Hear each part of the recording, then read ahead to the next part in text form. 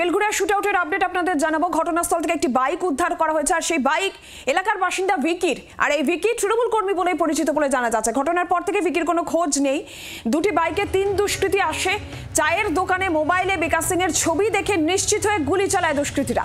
ভিকির মা এবং তার স্ত্রীকে জিজ্ঞাসাবাদ করছে পুলিশ।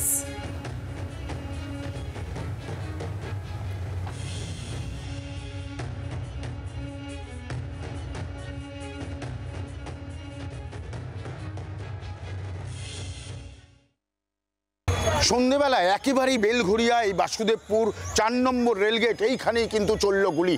একেবারেই এই যে চায়ের দোকান, এই চায়ের দোকানেই কিন্তু প্রত্যেকে এখানে চা খাচ্ছিলেন এবং বিকাশ সিংহ তিনিও কিন্তু এখানে বসে চা খাচ্ছিলেন। আর পাশাপাশি সন্তু রায় তিনিও কিন্তু একেবারেই এইখানে এসেছিলেন ডাক্তার দেখাতে, তিনিও এখানে চা খাচ্ছিলেন। ঠিক সেই সময় আচমকা এই রাস্তা দিয়েই কিন্তু দুষ্কৃতীরা আসে মোটর সাইকেল চেপে এবং এইখানে এসে দাঁড়িয়েই পর 3 রাউন্ড গুলি চালায়।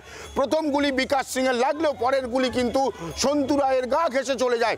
দুজনেরই অবস্থা আশঙ্কাজনক অবস্থায়। তাদের সাগর দত্ত হসপিটালে বিকাশ সিংয়ের অবস্থা আশঙ্কাজনক হওয়ায় তাকে কিন্তু সেখান থেকে কলকাতায় আরজিকর হসপিটালে নিয়ে যাওয়া হয়। সেখানে তার কালকে রাত্রে অপারেশন হয়। পুলিশও কিন্তু এই মুহূর্তে সেই এলাকায় কিন্তু ঘুরে বেড়াচ্ছে, কিন্তু কী কারণে গুলি চললো সেটা নিয়ে কিন্তু ধন্দে রয়েছে পুলিশ। কিন্তু এখনো পর্যন্ত কাউকে গ্রেপ্তার করতে পারেনি, কারণ প্রত্যেকেই কিন্তু একেবারেই হেলমেট পরা ছিল এবং এই অঞ্চলে বেশ কিছু সিসিটিভি আছে।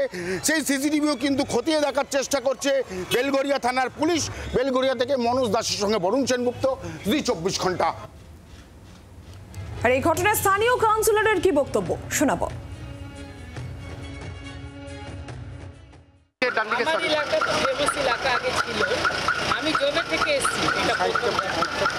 আর এটা কারো না কারো হাত আছে, না হলে এত বড় সাহস 29 নম্বর ওয়ার্ডে নেই যে কেউ এসে কেউ চা খাচ্ছে আর গুলি মেরে চলে যায়।